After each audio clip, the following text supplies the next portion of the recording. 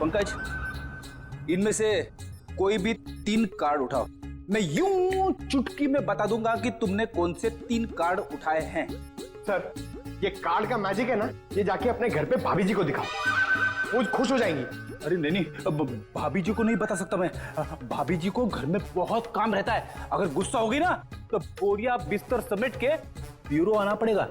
अच्छा, तो आप इसीलिए ब्यूरो में टाइम पर आते हो, भाभी जी की डर की वजह से। यहाँ पे टाइम पे काम पे आना इस वजह से नहीं। अरे चुप कर। 3 कार्ड उठा। ऐसे भी सर देख लेंगे ना, जादू भूल जाओगे। कुछ बोला तुमने? नहीं। चलो मैं रेडी हूं।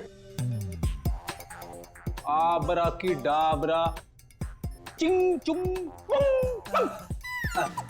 पंकज, तुमने राजा रानी और बादाम का इक्का उठाया है।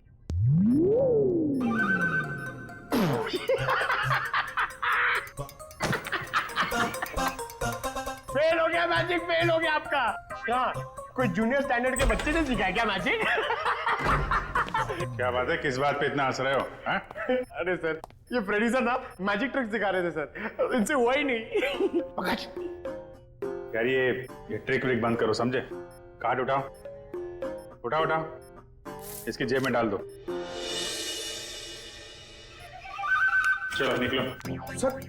सर मैंने कुछ नहीं किया सर, ये कार्ड्स मेरे नहीं सर, ये फ्रेडी सर के हैं। ये सीनियर होके मेरी ऐसी रैगिंग करते रहते सर, देखो ना। तुम्हारे कार्ड्स हैं? ठीक है, फिर वापस कर दो इसको। क्या हुआ? सर कार्ड्स मेरे पास नहीं है। अबे क्या बात कर रहा है? अभी तो तेरे जेब में डाले थे मैंने। नहीं सर, मेरी जेब खाली है। अरे कार्ड्स डाले नहीं होंगे इसकी जेब में तुमने? अरे सर, आपके सामने डाले थे। नहीं डाले, तुम्हारी जेब में ही है। अरे इधर चेक करो ना।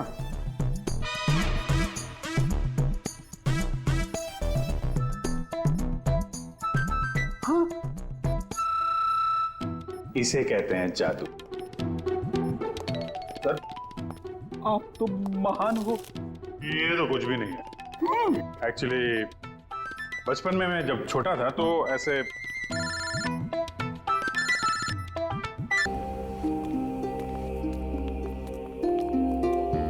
संभल के, बहुत सारे जूतों के निशान है, वहां दूर तक जा रहे हैं।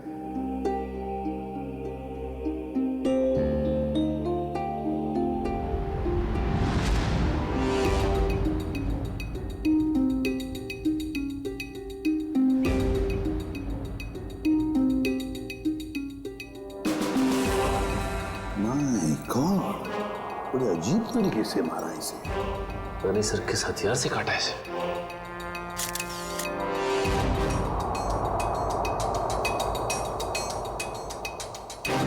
इसके शरीर पर कहीं कोई चोट या घाव का निशान तो है नहीं। इत्मीनान से काटा गया इसे, हाथापाई के निशान तो दिख नहीं रहा। तो सर इसके पास कोई भी आइडेंटिटी प्रूफ भी नहीं। देखो सर, आसपास कुछ मिलता है क्या?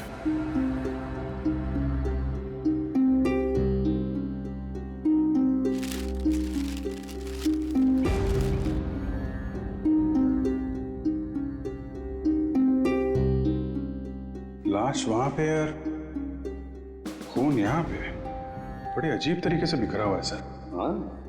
यहाँ से यहाँ अलग तरीके से है, ये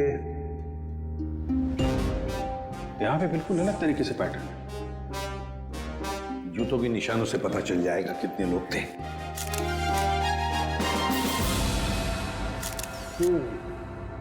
बस कुल 6 जोड़ी जूतों के निशान है यहाँ पर, 6 जोड़ी। उसमें से एक इस आदमी के जूते का निशान है जो मरा हुआ है। सर ये पेपर्स पे तेल लगा है। लगता है जो लोग यहाँ पर थे इसमें कुछ खाने का सामान लाए होंगे। और सर ये सारे पन्ने एक जैसे किसी गणित किताब से फाड़े गए।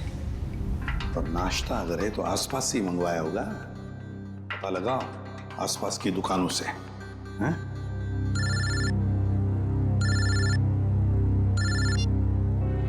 हेलो, हाँ बोल रहे हैं? क्या सोनिका जी, आपका कहना है कि सिम सिम नाम के एक अजनबी जादूगर ने प्रीतम को हवा में उड़ाया और वो हवा में उड़ता उड़ता घर से बाहर जाके गायब हो गया और फिर उसकी लाश ऊपर से आपके पैरों में आके गिरी। जी बिल्कुल सही। और इन सब की जिम्मेदार ये माया है। सोनिका जी, माया जी कोई जादूगरनी नहीं है, ये तो आपके सामने ही थी ना। देखिए ना सर, ये कैसी बहकी बहकी बातें कर रही है। सोनिका जी, आपको ऐसा क्यों लगता है कि प्रीतम की इस हालत की जिम्मेदार माया जी हैं? सर, इनके और मेरे पति के बीच में काफी टाइम से तनाव चल रहा था और वो पार्टी भी तो इन्होंने ही रखी थी और वो जादूगर वो भी तो इन्होंने ही बुलाए थे। नहीं सर जी, जादूगर माया ने नहीं बुलवाए थे, वो तो झिलमिल ने बुलवाए थे। झिलमिल माया की मैनेजर। बताइए झिलमिल जी। सर, वो मैडम ने एक दिन पहले कहा कि पार्टी में अलग तरह की जादू की योजना होनी चाहिए, तो बस। तो वो जादूगर आपने बुलाए थे? नहीं सर, वो मैडम को पसंद आए ऐसे जादूगर मुझे मिल ही नहीं रहे थे और इसी दौरान मुझे सिमसिम जादूगर के मैनेजर का सामने से फोन आया। उन्होंने मुझे कुछ वीडियो लिंक्स भेजी, मुझे वो पसंद आई तो मैंने उन्हें काम पे रख लिया। वो जादूगर के मैनेजर का आपको फोन आया है? जी। उन्हें कैसे पता कि आप जादूगर ढूंढ रहे हैं? पता नहीं सर। ये सब हो जाने के बाद आपने दोबारा फोन ट्राई किया? सर, मैंने काफी बार ट्राई किया लेकिन वो नंबर बार बार नॉट रीचेबल आ रहा था। और जिस नंबर से मुझे फोन आया था मैंने भी उस पर ट्राई किया मगर वो भी नहीं लग रहा था।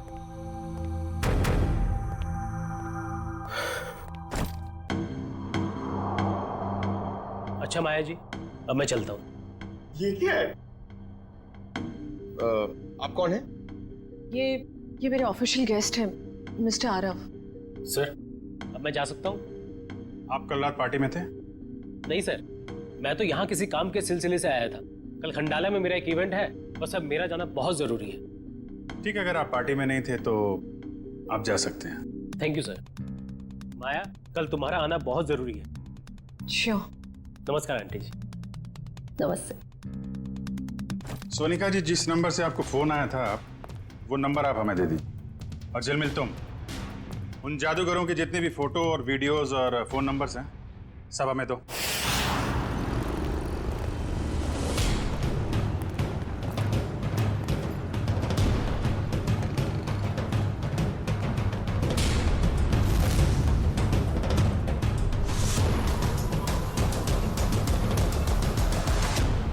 कहिए सर, कितने समोसे पैक कर दूं? अरे भाई, हम लोग समोसा खाने नहीं आए। ये समोसा जो पैकिंग करते समय पेपर का इस्तेमाल करते हैं आप, उसके बारे में कुछ पूछना था। जी, मैं को समझा नहीं।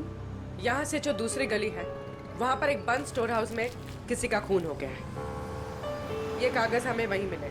मुझे कुछ पता नहीं साहब। देखिए इसको ध्यान से, पहचानते हैं इसे आप?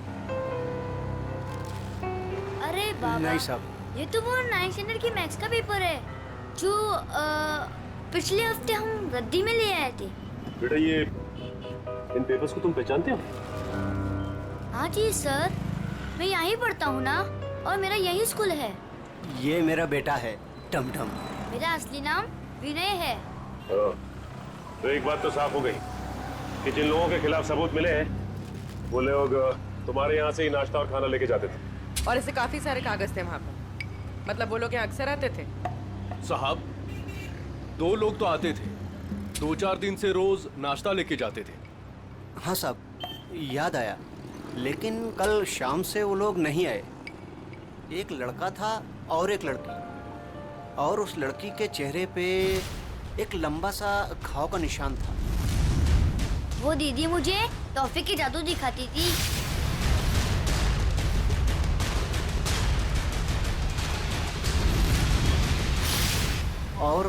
और वो जो टी शर्ट वाला लड़का साथ में आता था, वो एक समोसे के 2 समोसे करके टमटम को दिखाता था। सर, मतलब ये 2 लोग उन 5 लोगों में शामिल हैं जो वेयरहाउस से गायब हुए हैं। हो सकता है। और ये लोग जादू भी दिखा रहे हैं। और अजीब बात तो यह है कि प्रीतम के खून में भी जादूगरों का हाथ, और वेयरहाउस वाले खून में भी जादू। अच्छा देखो, आपको हमारे लिए स्केच बनाने होंगे, उस लड़की के और लड़के के।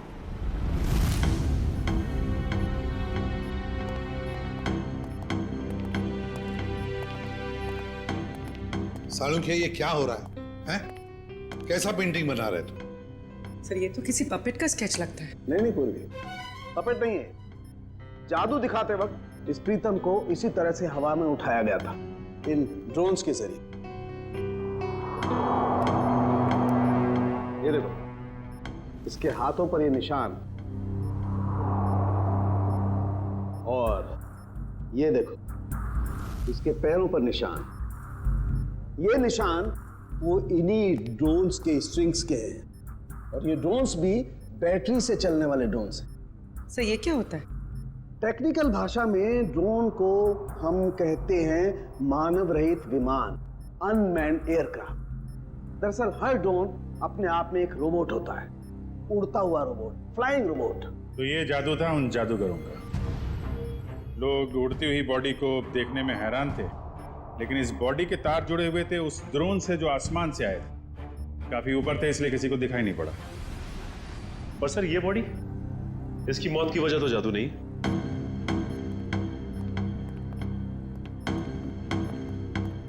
इसे किसी दांतेदार हथियार से काटा गया है।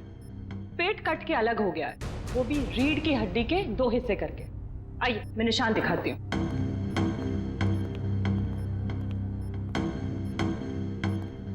ये देखिए, इसकी स्किन ठीक से नहीं कटी है, स्मूथ नहीं है, खुरदुरे तरीके से काटी गई है। और ये जरा गौर से देखो बस, इस आदमी की लाश के पास से जो हमें वहां खून दिखाई दिया था, शुरू में एकदम गोल गोल बूंदे जैसी हैं, और बाद में ये बूंदे फैलती चली जाती हैं जैसे किसी ने स्प्रे किया हो। और ऐसा सिर्फ एक औजार से हो सकता है, आरी। और सर ये आदमी एक जिम्नास्ट भी था, उसके हाथ पैर और जांघों के मसल्स में काफी खिंचाव मिला है। सर एक बात है, इस प्रीतम की जान एक जादूगर ने ली है, और इस आदमी के साथ जो वेयर हाउस में लोग थे वो भी जादूगर थे। हाँ अभिजीत, ये खून का सारा खेल जादूगरी से ही जुड़ा हुआ है। पर है कौन ये जादूगर? सर इन 5 मैजिशियंस के मेकअप की वजह से पता ही नहीं चल रहा है कि ये दोनों, ये औरत और ये आदमी, इनमें शामिल है या नहीं।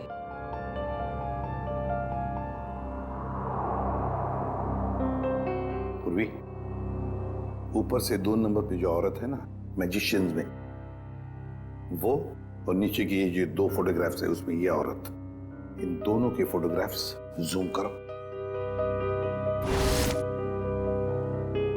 अभिजीत देखो, दोनों के चेहरे पर ऐसे स्कार है, जख्म का निशान है। नाक से लेकर बाएं गाल पे इसके है, और ये इस फोटो में भी ये निशान उभरा हुआ, मेकअप से दबा नहीं है। सर इसका मतलब माया के घर पे और वेयर हाउस में दोनों ही जगह ये लड़की थी। हाँ, और बाकी के चारों का भी पता चल जाएगा जैसे उनका ये मेकअप उतर जाएगा ना वैसे। सर ये रोहित है, ग्राफिक एक्सपर्ट। रोहित, इन 5 फोटोग्राफ के मेकअप उतार दोगे और इनका असली चेहरा सामने आ जाएगा? जी सर, पर मुझे थोड़ा टाइम लगेगा। चलो शुरू हो जाओ।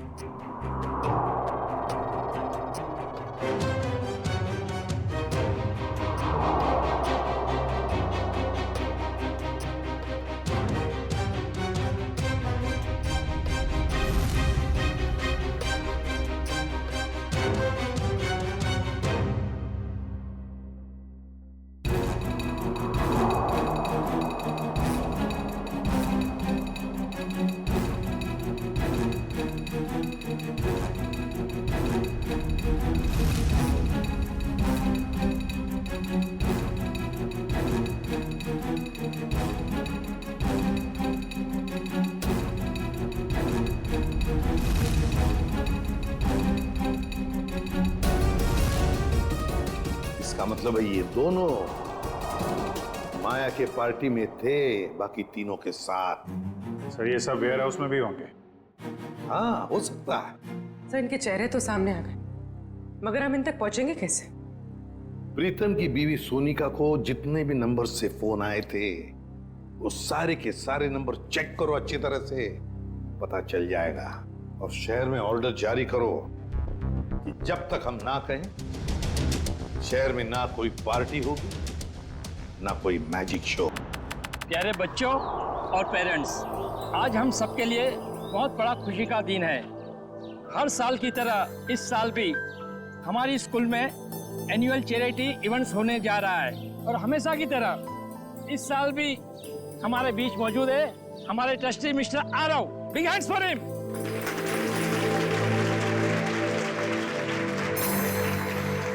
और बच्चों, आज की इवेंट शुरू करते हैं हम एक मैजिक शो के साथ। बड़े ही काबिल जादूगर अपने खेलों से हमारा मनोरंजन करेंगे। ये देखो मैजिशियन आ गए। बच्चों, अब मैजिशियन अपना शो दिखाएंगे। तालियां।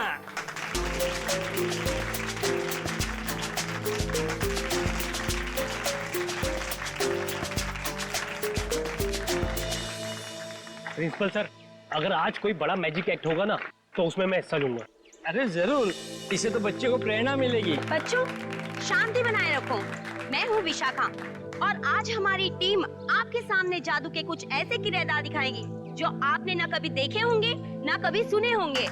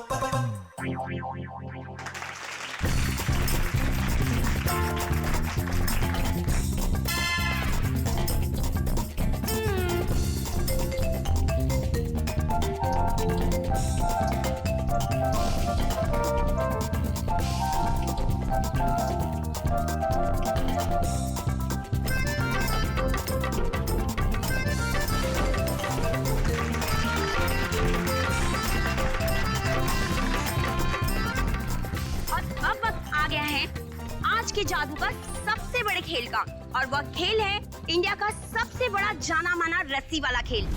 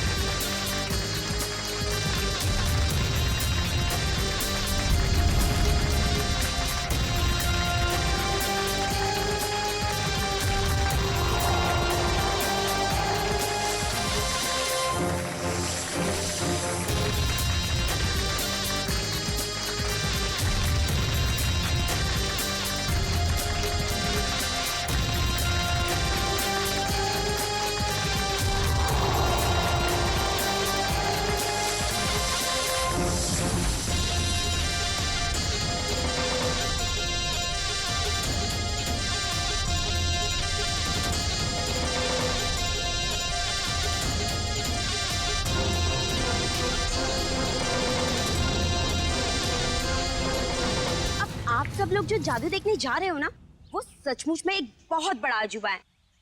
क्या इस खेल को आप में से कोई खेलना चाहेगा? आप?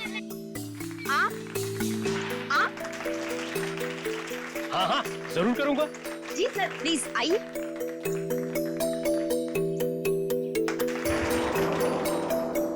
बच्चों, अब आप लोगों ने देखा ना कि मेरा पार्टनर ऊपर गया है और अब यह खिलाड़ी इस टोकरी के अंदर जाएगा और मेरा पार्टनर ऊपर बादलों में गुम हो जाएगा और उसके बाद यह खिलाड़ी ऊपर से नीचे आएगा और मेरा जादूगर इसमें से बाहर आएगा।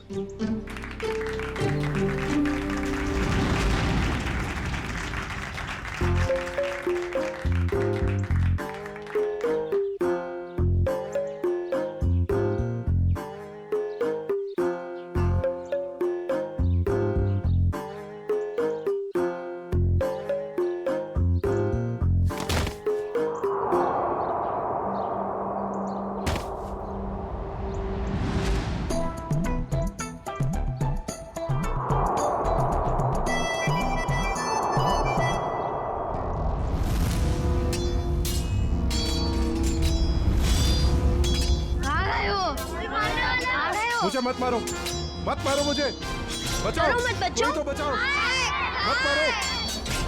मत मारो मुझे, कोई तो बचाओ, कोई तो बचाओ मुझे। जादू की लड़ाई हो रही है।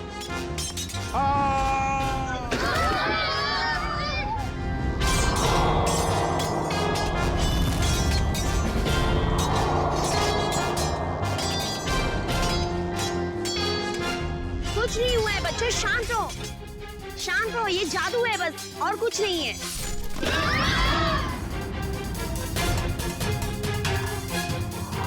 बच्चों, ये कुछ भी नहीं है, अब ये सारे पार्ट जुड़ जाएंगे और आपके आरव सर स्कूल के गेट पर आएंगे। वो देखिए, आपके आरव सर उस गेट पर आ गए हैं।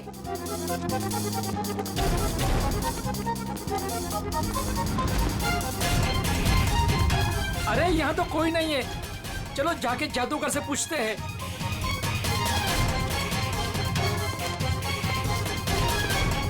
अरे ये लोग सब कहाँ चले गए?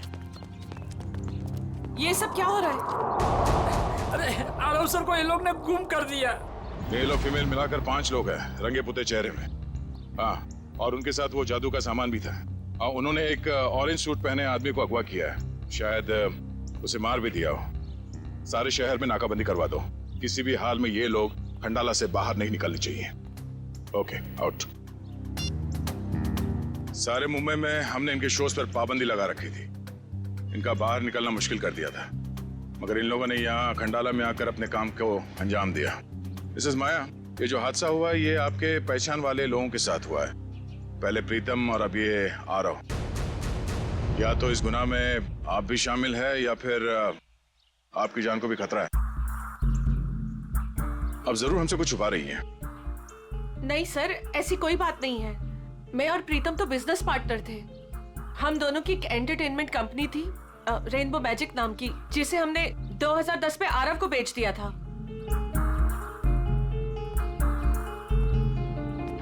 इस माया के माया जाल की सच्चाई जानने के लिए हमें इसके अतीत में जाना होगा। इसकी कंपनी और पार्टनरशिप की कहानी क्या है ये पता लगाना पड़ेगा। क्या? तीसरा पार्टनर? तीसरा पार्टनर कौन है? ये माया ने तो इसके बारे में कुछ बताया नहीं था। पता नहीं सर, इस बारे में आप लोगों को क्यों नहीं बताया। रेनबो मैजिक कंपनी के 3 मालिक थे, प्रीतम, माया और ऋषभ। और सर सुनने में भी आया था कि ये ऋषभ जो है कई साल पहले कंपनी में घोटाला करके बहुत सारा पैसा लेके भाग गया था, जिसकी वजह से माया और प्रीतम को ये कंपनी बेचनी पड़ी। ऋषभ, अभिजीत, माया ने इतनी बड़ी बात हमसे छुपाई क्यों? इस ऋषभ के बारे में हमें कुछ भी क्यों नहीं बताया? ऋषभ, ये ऋषभ रहता कहाँ है?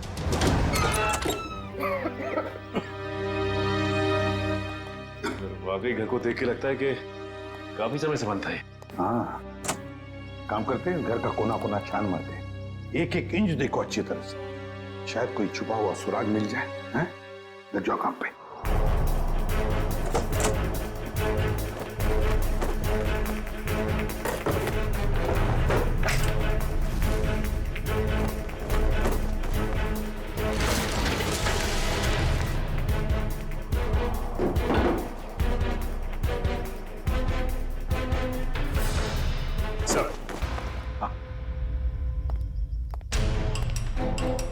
ये देखिए सर, उन 5 मैजिशियंस की फोटो, इनकी हमें तलाश है, और ये 6वां जिसकी बॉडी हमें मिली थी।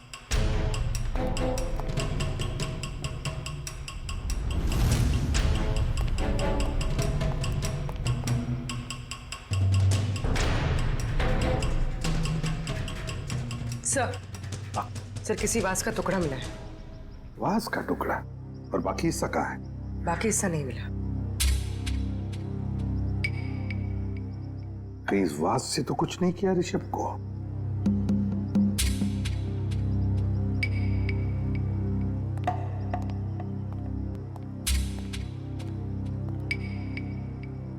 अब तक तो हमने घर का एक एक हिस्सा छान मारा अंदर से। बाहर देखते हैं।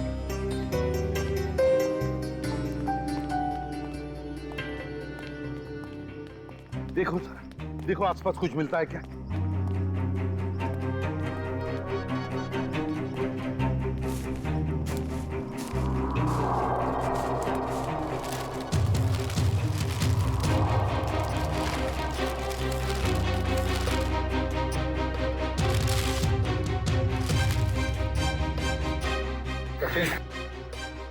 सचिन, ये मिट्टी देखो यहाँ पर। यहाँ पर कुछ तो गड़बड़ है, जरा इसे खोद के देखो।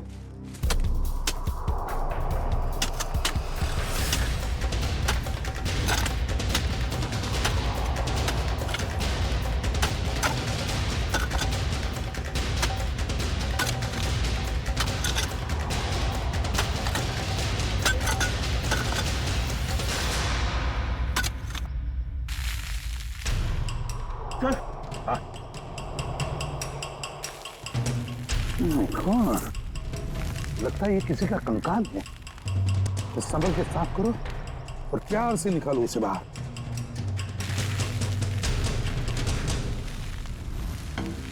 देखो, ये देखो, लगता है ये इस वास का हिस्सा है। ये देखो सर, कुनी ने एक हिस्सा गाड़ दिया और एक हिस्सा अंदर ही छोड़ दिया। फिर भी लगता है मारते वक्त ये हिस्सा वहीं पर गिर गया, ये बच गया तो उसने इसको दबा दिया है यहाँ पर।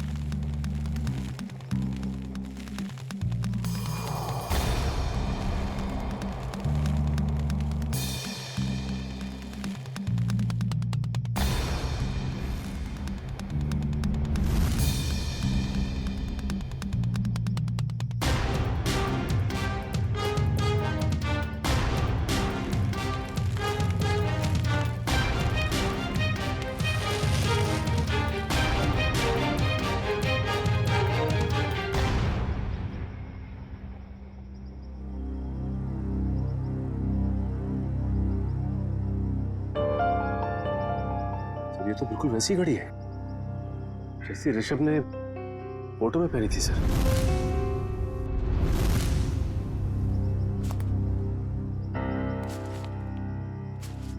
ऋषभ की घड़ी? मतलब ऋषभ को मारकर यहाँ गाड़ दिया है किसी ने, और लोग समझ रहे थे कि ऋषभ गायब हो गया। सर फिर तो हमें माया से पूछताछ करनी होगी सर। हाँ सचिन, माया से तो पूछताछ करेंगे ही करेंगे, लेकिन इतनी जल्दी नहीं। पहले इन 5 मैजिशियंस को घेर लेते हैं। सर वो मैजिशियन गैंग के 2 नंबर्स जो बंद हो गए थे सर, वो क्या? सर उनमें से एक नंबर ऑन हो गया सर, और हम सोच भी नहीं सकते सर कहां और किससे बात करने के लिए। चिंटू बेटा, आप ये सैंडविच खा लो या मैं खाऊं? अगर आप दिल से मना करोगे ना तो खाऊंगा। बिल्कुल नहीं, दूध तो आपको पीना ही पड़ेगा। दूध नहीं पियोगे तो स्ट्रॉन्ग कैसे बनोगे? बड़ा होना है ना जल्दी जल्दी। ये क्या है? क्या हुआ बेटा? कुछ नहीं माँ। ठीक है, चलो बेटा फिनिश करो।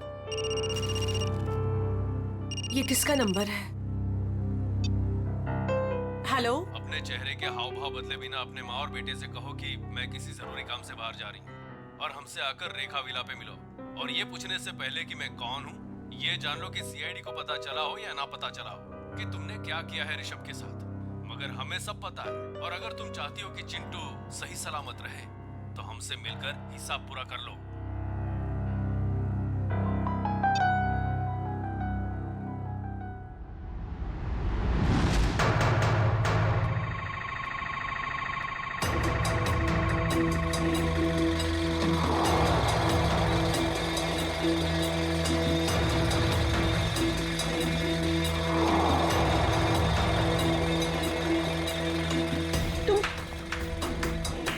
जादूगर लोग यहाँ क्या कर रहे हो? आइए माया जी, आइए।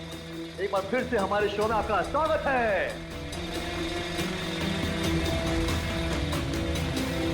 ये शो हमने खास तौर पे आप ही के लिए प्लान किया हुआ है। देखिए, छोड़ो मुझे। चुपचाप खड़ी रहो और अब देखना कि हम तुम्हारा क्या हाल करते हैं। छोड़ो, छोड़ो, क्या कर रहे तुम लोग? छोड़ दो मुझे प्लीज, छोड़ दो मुझे प्लीज। क्यों चिल्ला रही हो? हाँ, सालों पहले ऋषभ पे ऐसे चिल्ला रहा होगा, नहीं तुम और प्रीतम ने उसकी एक नहीं सुनी होगी। मार डाला उसको। नहीं, मैंने ऐसा कुछ नहीं किया। मेरी हमने तुम्हारी कोई बात नहीं सुननी। तुमने भी ऋषभ के साथ ऐसा ही किया था और हम भी तुम्हारे साथ ऐसा ही करेंगे। और इस खास दिन के लिए तो हमने अपना एक दोस्त भी गवा दिया। उसके साथ जो हुआ था वो प्रैक्टिस के दौरान हमसे भूल हो गई थी। लेकिन ये गलती तुम्हारे साथ नहीं करेंगे हम। डालो इसे बॉक्स में। नहीं, छोड़ दो मुझे प्लीज, छोड़ दो, छोड़ दो।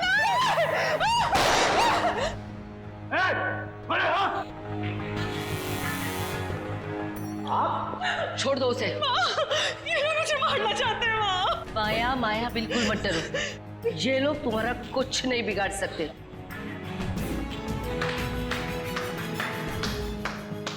क्या बात है? बहुत अच्छा तमाशा था, पर इसे क्लाइमैक्स तक हम ले जाएंगे। सीआईडी? बिल्कुल, बहुत जादू वादू खेल लिया। अब जो जहां है वहीं खड़े रहे। सर, इन लोगों ने मेरी जान लेने की कोशिश की। मैंने इसे बचा लिया। क्या मस्त बचाया आपने राजेश्वरी जी। क्या मतलब है आपका? यही कि इन पांचों मैजिशियंस के फोन बंद थे और जैसे ही इनमें से किसी एक का मोबाइल एक्टिवेट हुआ, पहला फोन आया तो वो आपको आया। मुझे हो सकता है, मुझे कुछ भी पता नहीं। अब तो ये ड्रामा करने से बाज आई है।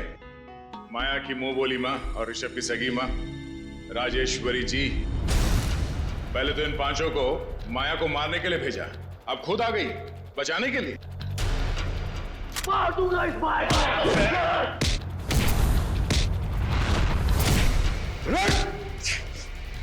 हमसे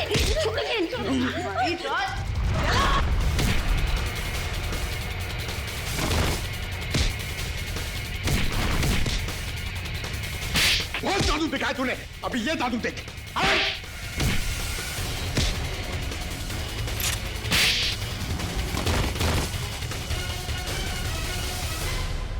अपने पेशे का गलत इस्तेमाल किया है और लोगों का खून किया। तुम लोगों ने अपने पेशे को बदनाम किया।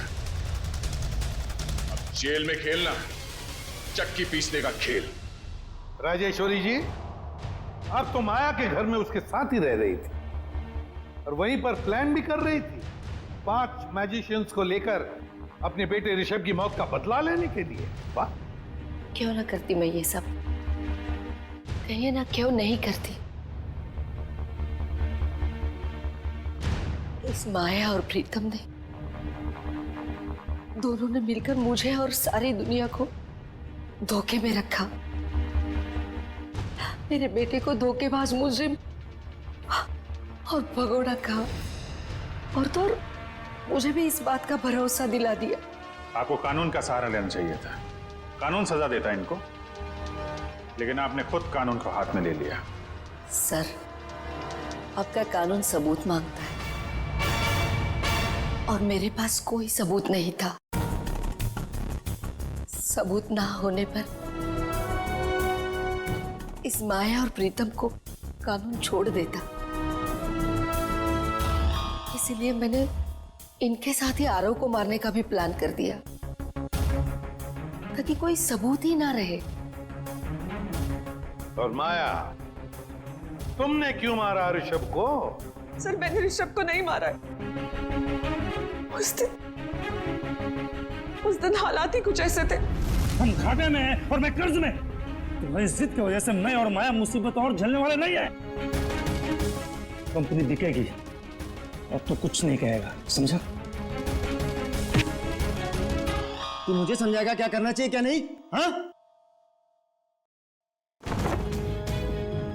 अगर तू मेरे रास्ते में आएगा ना, मैं तुझे छोड़ूंगा नहीं। मुझे मारेगा तू? मुझे तेरी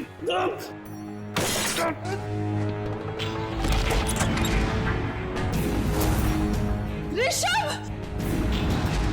God! Oh my God! Rishabh!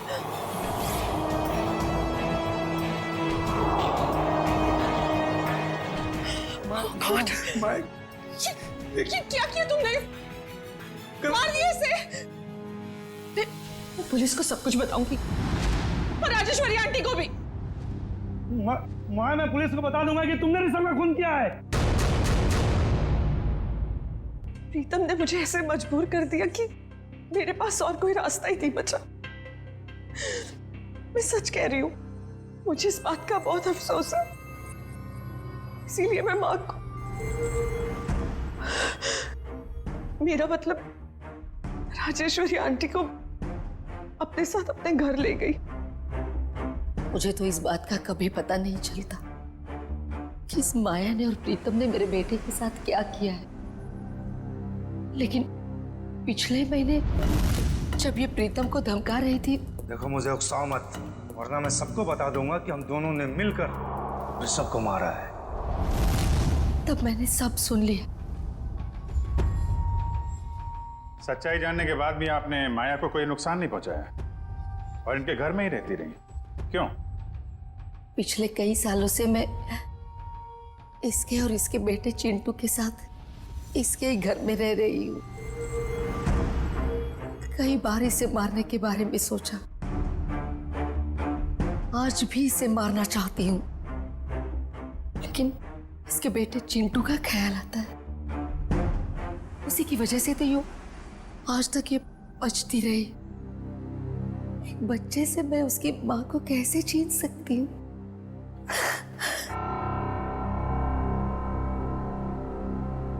Rajeshwari जी, आपने अपना बेटा खो दिया, इसका दुख हम समझ सकते हैं, लेकिन इसका मतलब ये नहीं कि अपने बेटे की मौत का बदला आप 2 लोगों की जानें लेकर पूरा करो। नहीं।